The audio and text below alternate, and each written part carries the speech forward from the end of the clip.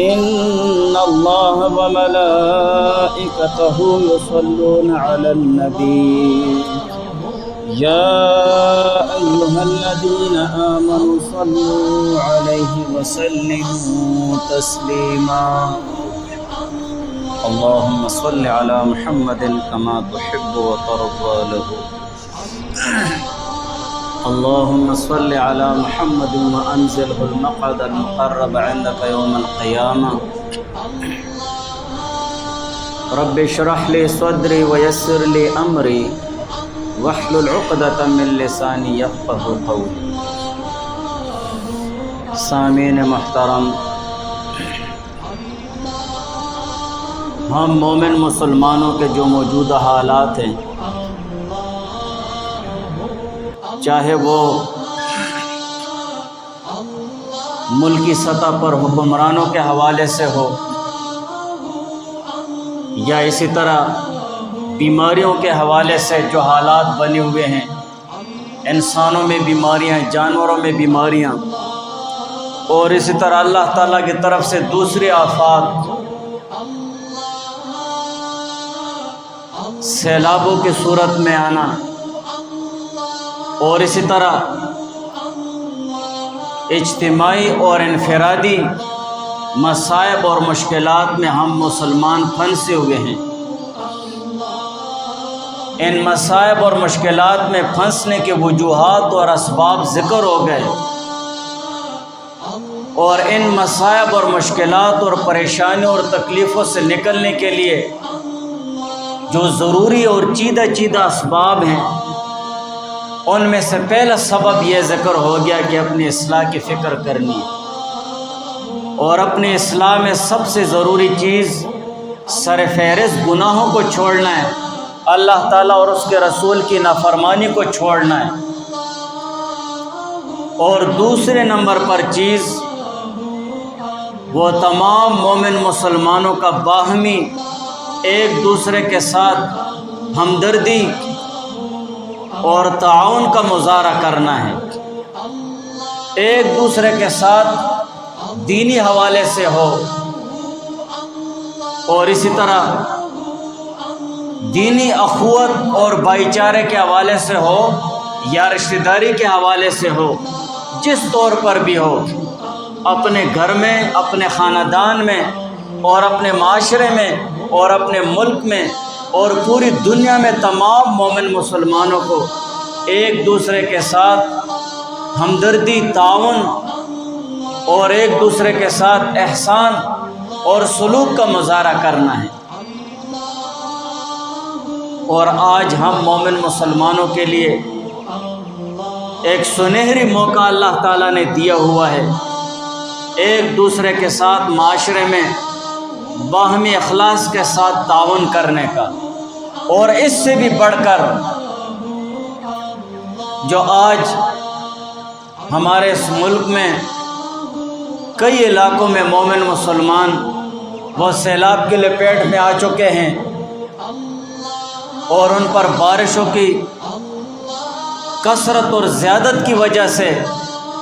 ان کے گھر بہہ گئے ہیں، بے یار و مددگار ہو گئے ہیں، ان کے سروں سے چھت ہٹ گئے ہیں اور کھلے میدان میں ہیں. تو یہ ہم مومن مسلمانوں کے لیے ایک اچھا موقع ہے اللہ تعالیٰ کی خوشنودی اور رضا حاصل کرنے کے لیے، تاکہ ہم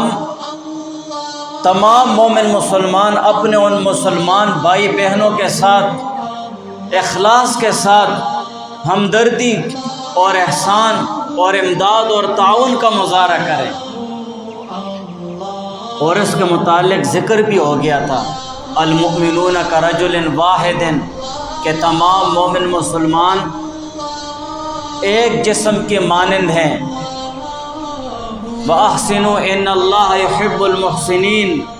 اللہ تعالیٰ فرماتے ہیں کہ نیکیاں کرو، بھلائیاں کرو. اللہ تعالیٰ نیکی کرنے والے اور بھلائی کرنے والوں کو پسند فرماتے ہیں. اگر ہم یہ نیکیاں کریں گے، الخلق عیال اللہ ہے، یہ تمام مخلوقات اللہ تعالیٰ کا ایک کنبہ ہے. جیسے ایک کنبے اور خاندان کا سربراہ ہوتا ہے، اس اپنے خاندان اور اپنے کنبے کی سربراہی کرتا ہے، ان کی ضروریات پوری کرتا ہے، ان کی حاجات پوری کرتا ہے۔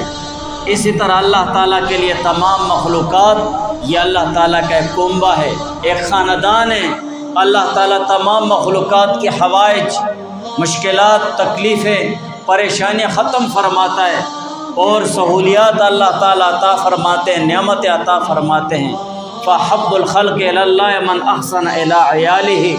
سو اللہ تعالیٰ کو تمام مخلوقات میں وہ شخص بہت پسندیدہ ہے جو اللہ تعالیٰ کے کنبے کے ساتھ بھلائی اور احسان کا معاملہ کرے، جو اللہ تعالیٰ کے کنبے کے ساتھ، اللہ تعالیٰ کے خاندان کے ساتھ احسان اور بھلائی کا معاملہ کرے، وہ اللہ تعالیٰ کو بہت محبوب ہے، بہت پسند ہے۔ تو اللہ تعالیٰ کا محبوب اور پسندیدہ بننے کے لیے اور اللہ تعالیٰ کی رضا اور خوشنودی کے لیے ہمیں تمام مومن مسلمانوں کو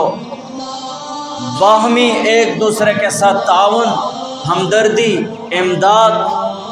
اور ایک دوسرے کے ساتھ اچھائی اور بھلائی کا مظاہرہ کرنا ہے، اخلاص کے ساتھ۔ اور تیسرے نمبر پر چیز جو اللہ تعالیٰ نے ہمیں مال جیسی عظیم الشان نعمت دی ہے، اس کو اللہ تعالیٰ کی راہ میں خرچ کرنا ہے۔ اللہ تعالیٰ کی خوشنودی اور اللہ تعالیٰ کی رضا اور حضور علیہ السلام کی خوشنودی کے لیے اللہ اور اس کے رسول کے حکم کے مطابق اللہ تعالیٰ کی راہ میں مال کو خرچ کرنا ہے۔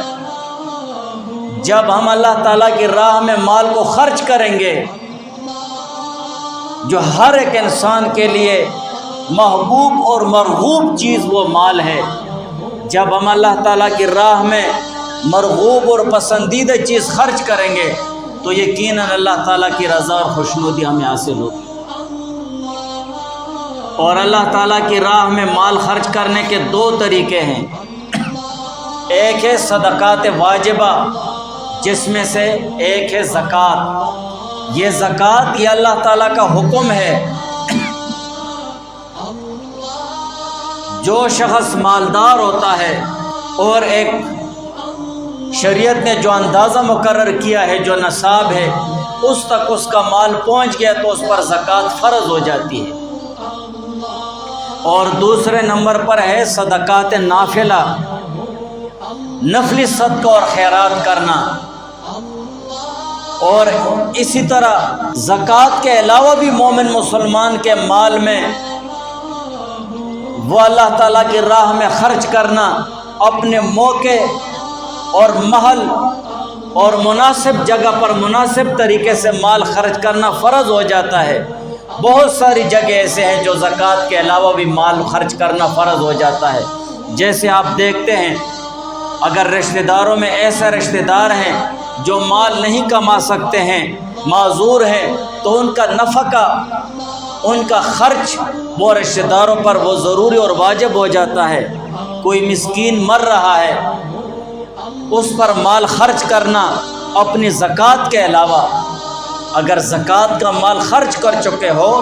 تو اس کے علاوہ بھی تجھ پر اس پر مال خرچ کرنا وہ فرض ہے کہ اس کی جان بچ جائے۔ اسی طرح ضرورت کی جگہ پر مسجد بنانا، ایسی جگہ ہے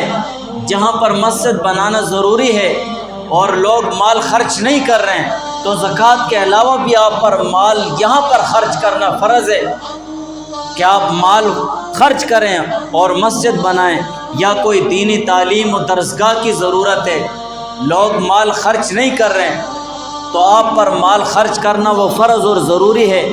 یہ سب فرائض مالی میں داخل ہیں، یہ ساری چیزیں۔ تو زکوٰۃ کے علاوہ بھی مومن مسلمان کے مال میں اپنے مال سے وہ مال خرچ کرنا موقع مناسب سے وہ فرض اور ضروری ہو جاتا ہے۔ اسی طرح دوسرے مصارف ہیں اور ضرورت کی جگہ ہے جہاں پر مال خرچ کرنا وہ فرض ہو جاتا ہے۔ آج ہم مومن مسلمان سوچیں اور دیکھیں کہ آدھا پاکستان، ہمارا آدھا ملک حساب سے ڈوب گیا ہے، بہہ گیا ہے سیلابوں میں، کہ ہم ان کے ساتھ تعاون کریں، ان کے ساتھ ہمدردی ان کی مدد کریں ہم، یہ ہم پر لازم اور ضروری ہے۔ ہم سے پوچھا جائے گا انما المؤمنون اخوہ، تمام مومن مسلمان بھائی ہیں۔ صرف یہ نہیں کہ ہم خبروں میں دیکھ لیں یہاں سیلاب آ گیا، یہ ہو گیا، وہ ہو گیا، سب ڈوب گئے، مر گئے، غرق ہو گئے۔ یہ مومن مسلمان کے شایان شان نہیں ہے کس سے کہانیاں کرنا، بلکہ مومن مسلمان کے شایان شان یہ ہے کہ وہ ان کے لیے ان پر آئی ہوئی تکلیف سے زیادہ درد مند ہو جائے۔ ہماری مائیں بہنیں چھت کے نیچے بیٹھی ہوئی ہیں، وہ بھی ہماری مائیں بہنیں ہیں جن کے سر سے چھت ہٹ گئی ہے، روڈوں راستوں پر بیٹھے ہوئے ہیں، بے یار و مددگار، بے ساز و سامان، کچھ بھی نہیں ہے، دو ہاتھ اور دو پاؤں۔ ان پر جو تکلیف اور پریشانی آئی ہے ان سے زیادہ ہمیں تکلیف اور پریشانی ہونی چاہیے کہ یا اللہ میں کیسے مسلمان ہوں، کیسے تیرے محبوب کا کلمہ پڑھنے والا ہوں۔ صحابہ نے ایسی ہمدردی اور ایثار کا وہ مظاہرے کیے ہیں جس کی مثال اب تک نہیں دی جا سکتی ہے۔ آپ مہاجرین اور انصار کا دیکھتے ہیں کہ ہجرت کے موقع پر مدینہ منورہ میں لوگوں نے کیسے ان کے ساتھ تعاون کیا، جب بے یار و مددگار، بے ساز و سامان سب کو چھوڑ کر وہ آ گئے تھے مکہ مکرمہ سے مدینہ منورہ، تو کیسے انصار نے ان کے ساتھ تعاون اور مدد کی۔ اسی طرح ہم مومن مسلمانوں پر لازم ہے، فرض ہے، ضروری ہے کہ ہم ان کے متعلق قصے کہانیاں چھوڑ کر ان کے ساتھ تعاون کا مظاہرہ کریں، ان کے لیے سر فہرست دعائیں مانگیں، اللہ تعالیٰ سے گڑ گڑائیں، اپنے بیوی بچوں کو، اپنی ماں بہنوں کر چھت تلے سکون سے دیکھ کر روئیں کہ یا اللہ جیسے ان کو تو نے محفوظ کیا ہوا اسی طرح ان کو بھی بچا اور محفوظ فرما۔ ان کے لیے اس سے بہتر ساز و سامان اور بہتر وہ چھتوں کا بندوبست فرما۔ اللہ تعالیٰ سے رو رو کر دعائیں مانگنی چاہیے اور ان کے ساتھ تعاون کا مظاہرہ کرنا چاہیے جتنا بھی ہو سکے، جس طریقے سے بھی ہو سکے۔ ایک تو ان لوگوں پر امتحان ہے جو سیلابوں میں بہہ گئے ہیں، لیکن ان سے بڑا امتحان ہم لوگوں پر ہے، ان سے بڑا امتحان ہم لوگوں پر ہمیں سوچنا چاہیے۔ ان پر تو جو آنا تھا آ گیا ہے، گزر رہی ہے، وقت کسی کا انتظار نہیں کر رہا ہے، لیکن ان سے بڑا امتحان ہم پر ہے۔ کتنا ان لوگوں کے ساتھ تعاون کرتے ہیں، کتنا ان لوگوں پر مال اپنا خرچ کرتے ہیں،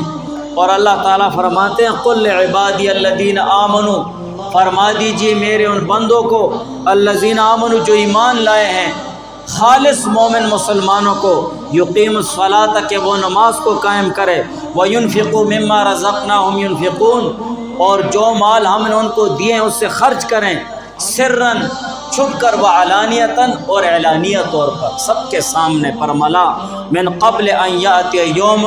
اس سے پہلے کہ وہ دن آ جائے، لا بیع فیہ جس میں کوئی خرید و فروخت نہیں ہوگی، ولا خلال اور نہ کوئی دوستی ہوگی۔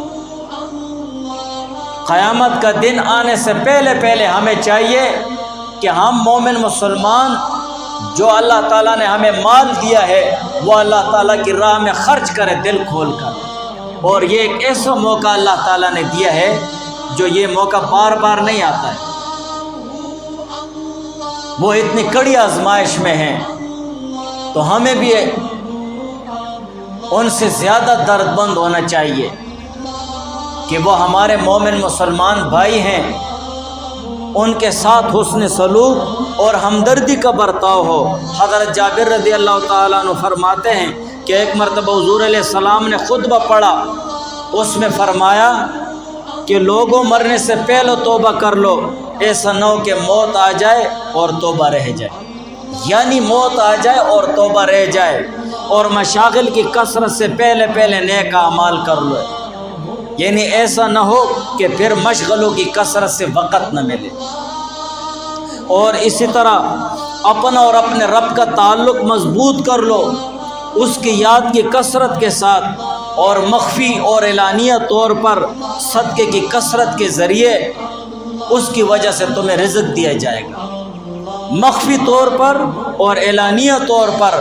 صدقے کی کثرت کے ذریعے سے کہ اس کی وجہ سے تمہیں رزق دیا جائے گا، جتنے بھی ہو، مخفی طور پر چھپ کر اور اسی طرح اعلانیہ طور پر سب کے سامنے بھی آپ اللہ تعالیٰ کی راہ میں خرچ کریں تو صدقے کی اپنی برکات ہیں، بہت زیادہ فضائل قرآن اور احادیث میں ذکر ہوئی ہیں۔ اور میں نے آپ کو پہلے بتا دیا کہ زکوٰۃ فرض مال ہے، لیکن زکوٰۃ فرض مال کے علاوہ بھی مومن مسلمان کے مال میں وہ اللہ تعالیٰ کی راہ میں خرچ کرنا فرض ہو جاتا ہے۔ اپنے موقع اور محل کے مناسبت سے مال خرچ کرنا فرض ہو جاتا ہے۔ اب یہ ایسا موقع ہے کہ اس میں ہم پر ضروری اور فرض ہے کہ ہم ان لوگوں پر خرچ کریں، کسی طریقے سے بھی ان تک ہم پہنچائیں، اپنی امداد، اپنا تعاون، اپنی دعائیں، اپنی طرف سے جتنا بھی خیر ہو ہم ان تک پہنچا سکیں۔ یہ ہمارے لیے اللہ تعالیٰ کی رضا اور خوشنودی کا سبب ہوگا۔ جو حالات ہم پر بنے ہوئے نہ جانے کیا معلوم کہ کس کی خیرات اور کس کا اخلاص اللہ تعالیٰ قبول فرما کر حالات کو بالکل پلٹی دے دے، ایک انقلاب برپا ہو جائے۔ اور اسی طرح احادیث میں حضور پاک صلی اللہ علیہ وسلم نے فرمایا الصدقۃ تسد 70 بابا من السوء، کہ صدقہ اور خیرات اللہ تعالیٰ کی راہ میں یہ 70 برائی کے 70 دروازوں کو بند کر دیتا ہے۔ آج ہم طرح طرح برائیوں میں پھنسے ہوئے ہیں، اگر ان برائیوں کے دروازوں کو بند کرنا ہے، بیماریاں، پریشانیاں، تکلیفیں، غم ہیں، ہر وقت ہم وہم میں ڈوبے ہوتے ہیں، اگر ان چیزوں کو خود سے ہٹانا ہے تو اللہ تعالیٰ کی راہ میں خرچ کرو، اللہ تعالیٰ کے لیے ان لوگوں پر خرچ کرو جو آج بہت زیادہ محتاج ہیں ہماری طرف سے خرچ کے۔ اور اسی طرح حضور پاک صلی اللہ علیہ وسلم نے فرمایا بادروا بالصدقۃ فإن البلاء لا يتخطاها، کہ صدقہ کرنے میں جلدی کرو، صدقہ کرنے میں جلدی کرو، بے شک جو صدقہ ہے تو یہ آڑے بن جاتی ہے دیوار کی طرح، اور صدقے کو کوئی بلا نہیں پھانس سکتی ہے، کوئی بلا بھی اس کو نہیں پھانس سکتی ہے۔ اور اسی طرح ابن عباس رضی اللہ تعالیٰ عنہما سے روایت ہے قال سمعت رسول اللہ صلی اللہ علیہ وسلم، کہ میں نے حضور پاک صلی اللہ علیہ وسلم کو سنا یقول ما من مسلم کسا مسلما ثوبا، کہ کوئی مومن مسلمان دوسرے مومن مسلمان کو کپڑا پہنائے الا کان فی حفظ من اللہ ما دام علیہ منہ خرقۃ، جس کو کپڑا دیا ہے اس کے بدن پر اگر اس کپڑے سے ایک ٹکڑا بھی موجود ہے اس وقت تک مومن مسلمان حفاظت میں ہوگا اللہ تعالیٰ کی۔ ہر طرح پریشانی اور مصیبت اور تکلیفوں سے لباس دینے والا شخص حفاظت میں ہوگا جب تک اس شخص کے بدن پر اس لباس کا ایک ٹکڑا بھی موجود ہے۔ آج ہم اس بات کے زیادہ محتاج ہیں کہ ہم اللہ تعالیٰ کی راہ میں خرچ کریں تاکہ اللہ تعالیٰ کی رضا ہمیں حاصل ہو، ہم اللہ تعالیٰ کی راہ میں خرچ کریں تاکہ یہ پریشانیاں ختم ہو جائیں، ہم اللہ تعالیٰ کی راہ میں اپنے ہی مسلمان بھائیوں پر خرچ کریں تاکہ جو مصیبتیں اور آفتیں آئی ہوئی ہیں یہ اللہ تعالیٰ کی طرف سے ختم ہو جائیں، یہ جو بیماریاں آئی ہوئی ہیں یہ ختم ہو جائیں۔ انسانوں میں بیماریاں ہیں، جانوروں میں بیماریاں ہیں، اسی طرح صدقے سے شفا ملتی ہے، جتنے بھی امراض ہیں صدقے سے شفا ملتی ہے۔ حضور علیہ السلام نے فرمایا حسنوا اموالکم بالزکوۃ وداؤوا مرضاکم بالصدقۃ واعدوا للبلاء الدعاء، یعنی اپنے مالوں کو زکوٰۃ کے ذریعے محفوظ کر دو۔ یہ زکوٰۃ مال کے لیے ایک محفوظ قلعہ ہے، جب آپ اپنے مال سے زکوٰۃ دیں گے تو ہر قسم آفت سے محفوظ ہو جائے گا۔ اور اسی طرح مریضوں کا علاج صدقے اور خیرات کے ذریعے کرو، داؤوا مرضاکم بالصدقۃ،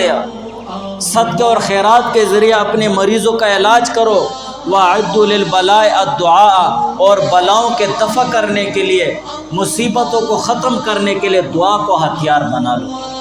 اللہ تعالیٰ سے گڑ گڑا کر مانگو، رو رو کر مانگو کہ یا اللہ یہ آفت اور مصیبتیں ہم سے ہٹا۔ یہ پریشانیاں ہم سے ہٹا، ہمارے گناہوں کی شامت ہے اور ہمارے گناہوں کی وجہ سے ہم پر یہ مصیبتیں آئی ہوئی ہیں، یا اللہ ان پریشانیوں اور مصیبتوں کو ختم فرما۔ اسی طرح ایک حدیث میں ہے صدقے سے بیماروں کا علاج کرو، کہ صدقہ آبرو ریزیوں کو بھی ہٹاتا ہے اور بیماریوں کو بھی ہٹاتا ہے اور نیکیوں کو بڑھاتا ہے اور عمر کو بھی بڑھاتا ہے، آبرو ریزیوں کو بھی ختم کر دیتا ہے۔ کوئی بھی تیری آبرو ریزی کرنے کے لیے پھرتا رہے گا مارا مارا، لیکن جب تک تو اللہ تعالیٰ کی راہ میں خرچ کرتا رہے گا، اللہ تعالیٰ تیرے عزت اور بھی بڑھاتا رہے گا، اللہ تعالیٰ تیری عزت ہی بڑھاتا رہے گا، تیری نیکیوں میں اضافہ ہوتا رہے گا، مریضوں کو شفا ملتی رہے گی اور اسی طرح عمر بھی بڑھتی رہے گی۔ ایک حدیث میں ہے کہ صدقے کے ذریعے رزق پر مدد چاہو، رزق میں فراخی چاہتے ہو، نوافل نہیں پڑھ سکتے، وظائف نہیں کر سکتے، ذکر نہیں کر سکتے، دعا نہیں مانگ سکتے، صدقہ دو، اخلاص کے ساتھ اللہ تعالیٰ کی راہ میں خرچ کرو، اس سے آسان وظیفہ کوئی نہیں ہے۔ جتنا بھی ہو سکے اللہ تعالیٰ کی راہ میں خرچ کرو، کچھ بھی ہو، کچھ بھی ہو۔ اتقوا النار ولو بشق تمرۃ، جہنم کی آگ سے خود کو بچاؤ اگر کہ کھجور کا ایک ٹکڑا دینا پڑے تمہیں، اتنا بھی تمہارے لیے کافی ہے، یہ بھی صدقہ ہے۔ اور اسی طرح دوسری حدیث میں ہے صدقے کے ذریعے سے رزق اتارو، صدقہ دو اللہ تعالیٰ کی راہ میں اور رزق اترتا رہے گا تمہارے لیے۔ اور کئی احادیث میں یہ مضمون وارد ہوا ہے کہ جہنم کی آگ سے صدقے کے ذریعے اپنا بچاؤ کرو، جہنم کی آگ سے بچنا ہے تو اللہ تعالیٰ کی راہ میں صدقہ دیتے رہو اور اپنی حفاظت کرو، چاہے کھجور کا ٹکڑا ہی کیوں نہ ہو، کہ وہ بھی جہنم کی آگ سے حفاظت کا سبب ہے۔ تو آج جو ہم مومن مسلمانوں کے یہ حالات بنے ہوئے ہیں، یہ پریشانیاں اور تکلیفیں ہیں، یہ مصیبتیں ہیں، تو ان پریشانیوں اور مصیبتوں سے نکلنے کے لیے ایک چیز ہے اللہ تعالیٰ کی راہ میں خرچ کرنا، اللہ تعالیٰ کی راہ میں خرچ کرنا۔ اور اللہ تعالیٰ نے ہمیں ایک ایسا موقع دیا ہوا ہے، نمبر پر ہم پر یہ امتحان ہے کہ ہم کتنا ان کے ساتھ تعاون کرتے ہیں، ہم ان کے ساتھ کتنی ہمدردی کرتے ہیں۔ وہ ہمارے انتظار میں بیٹھے ہوئے طاق لگا کر کہ ہمارے مسلمان بھائی آئیں گے اور ہمارے ساتھ تعاون کریں گے، ہمارے بچوں کے سر پر ہاتھ پھیریں گے۔ کتنے وہاں پر بچے یتیم ہو چکے ہوں گے، کتنی عورتیں وہاں پر بیوہ ہو چکی ہوں گی، کتنے لوگ بے یار و مددگار ہو گئے ہیں۔ تو ہماری مسلمانی کا تقاضا یہ ہے، ہم سے ہمارا ایمان تقاضا کرتا ہے، قرآن ہم سے تقاضا کرتا ہے، قرآن مانگ رہا ہے، قرآن بتا رہا ہے،